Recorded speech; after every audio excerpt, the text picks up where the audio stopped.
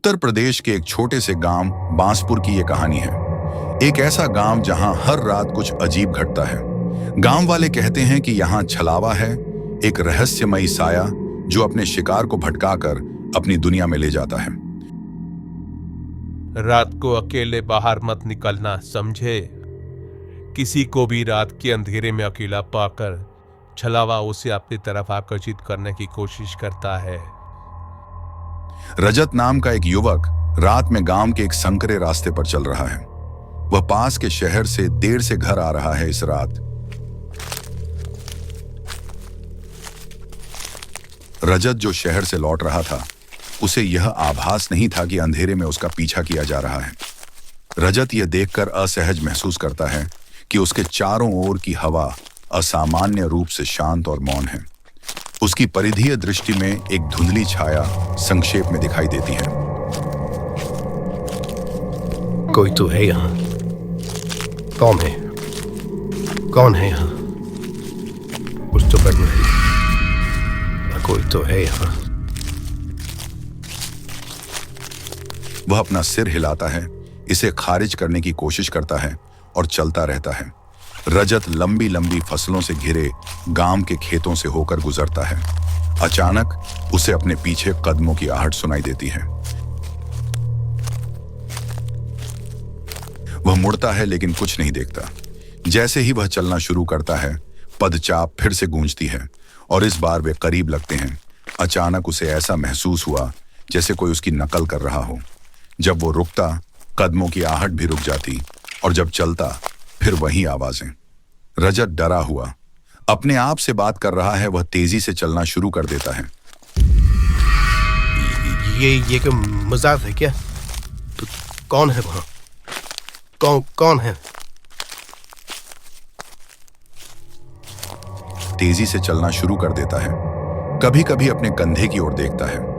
रजत खेतों में एक चौराहे पर पहुंचता है और पीछे मुड़कर देखता है। वह ठिठक जाता है क्योंकि उसे दूर से एक काली आकृति दिखाई देती है, एक छायादार मानव जैसी आकृति जो उसे देखती हुई प्रतीत होती है।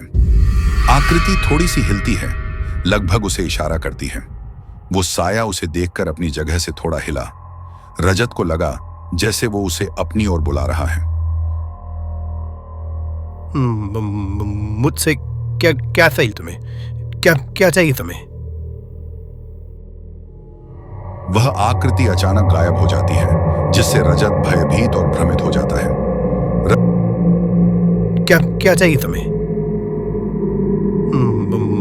मुझसे क्या चाहिए तुम्हें?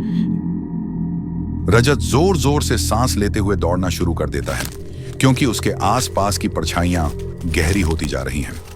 रजत रास्ते पर दौड़ता है, लेकिन जब भी वह मुड़ता है, परछाई उसकी हरकतों की नकल करते हुए उसके ठीक पीछे फिर से दिखाई देने लगती है। जैसे ही रजत दौड़ने लगा, वो साया भी उसकी हरकतें नकल करने लगा।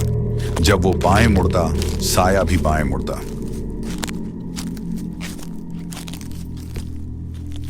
रजत का डर बढ़ जाता है क्योंकि वह भागने की कोशिश करता है, लेकिन छलावा भयानक आवाज में उसका नाम फुसफुसाते हुए उसका पीछा करना जारी रखता है।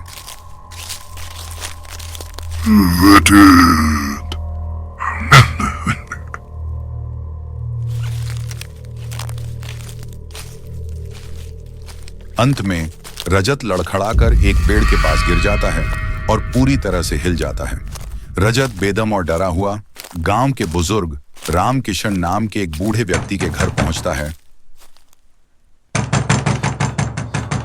बाबा, दरवाजा खोलो बाबा, दरवाजा खोलो बाबा, मुझे बचा लो।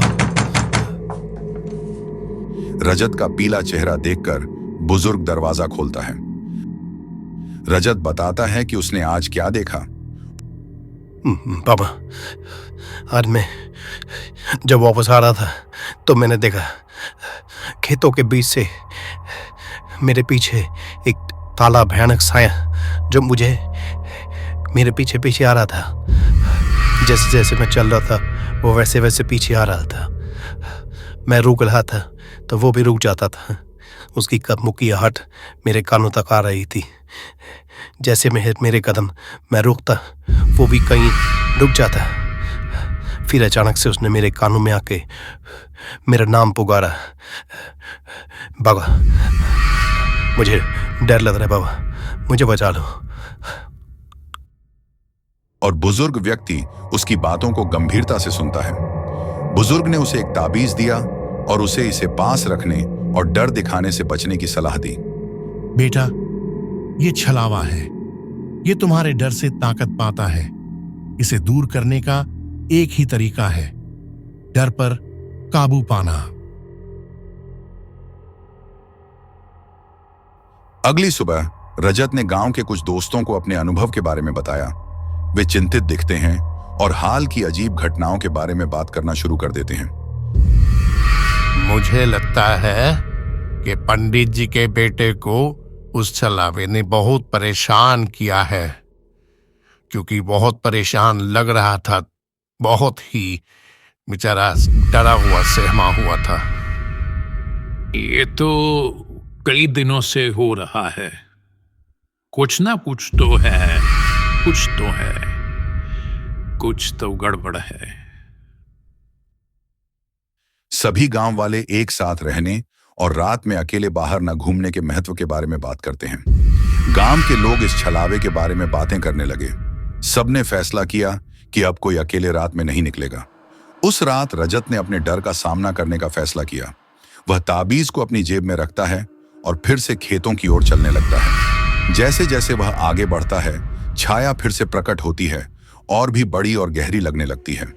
रात के अंधेरे में जब रजत अकेला चल रहा था, तब वही साया फिर से उसके सामने आ गया। पर इस बार रजत डरने के बजाय स्थिर खड़ा रहा। छलावा ठंडे स्वर में अपना नाम फुसफुसाते हुए करीब आता है, लेकिन रजत शांत रहने पर ध्यान केंद्रित करते हुए ताबीज को कसकर पकड़ लेता है। रजत पर छाया मंडरा रही है, उसे डराने की कोशिश कर रही है। रजत ने ताबीज को कसकर पकड़कर अपनी सांसों के बीच प्रार्थना पढ़ना शुरू कर दिया। छलावे ने रजत को डराने की पूरी कोशिश की।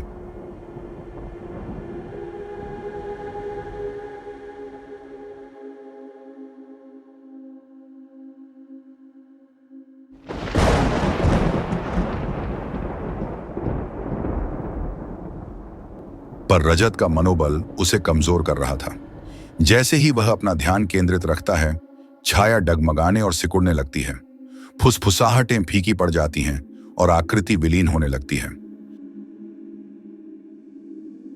आओ आओ, मैं खड़ा हूं तुम्हारे सामने, पकड़ लो मुझे, पकड़ लो। मैं तुमसे नहीं डरता, तुम मेरा कुछ नहीं बिगाड़ सकते। मैं तुमसे नहीं डरता, आओ पकड़ो मुझे। अगली सुबह ग्रामीण रजत के आसपास इकट्ठा होते हैं, जो उनके साथ अपना अनुभव साझा करता है। हमारा डर ही हमारा छलावा है। इस कहानी से हमें सीख यह मिली कि डर को हावी मत होने को, वरना ये तुम्हें अपने माया जाल में फंसा सकता है। ग्रामीणों ने बहादुर बनने और डर को अपने ऊपर हावी नहीं होने देने का संकल्प लिया। वे रास्ता दिखाने के लिए बुजुर्ग और रजत को धन्यवाद देते हैं। गांव वालों ने यह सीख ली कि असली छलावा उनके मन का डर ही है, और अगर वो डर पर काबू रखें तो कोई शक्ति उन्हें नुकसान नहीं पहुंचा सकती। रजत ने अपने विश्वास और धैर्य से छलावे को हरा दिया।